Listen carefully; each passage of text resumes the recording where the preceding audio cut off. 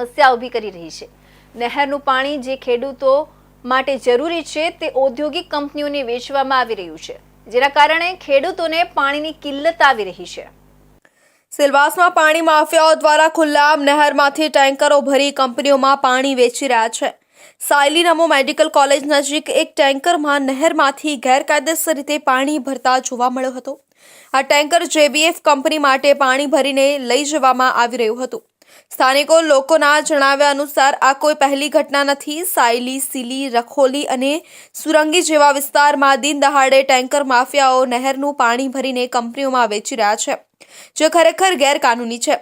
આ નહેરનું પાણી ખેડૂતો માટે આપવામાં આવે છે, પરંતુ ઔદ્યોગિક કંપનીઓ સુધી પહોંચાડવામાં આવે છે, જેનાથી ખેડૂતોને પાણીની તકલીફનો સામનો કરવો પડે છે।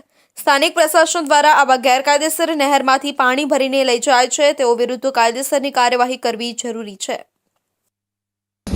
हाँ जेबीएफ तो नहर में से पानी भरे नहर कहाँ है तो नालो तो तो कौन है के सेठ की तरफ हाँ सेठे की कौन है से सेठ इमरान हाँ इमरान में इमरान भाई कौन सा कंपनी ले जाए जेबीएफ આ સમસ્યાને જોતા સ્થાનિક પ્રશાસન અને સરકારને આ મુદ્દે તાત્કાલિક પગલાં લેવાની જરૂર છે। જેલાવટ અને કાયદેસરની કાર્યવાહી કરવા માટે યોગ્ય સંસાધનો અને પદ્ધતિઓનો ઉપયોગ કરી આ નહેરમાંથી પાણીના ગેરકાયદેસર વપરાશને રોકવું જરૂરી છે।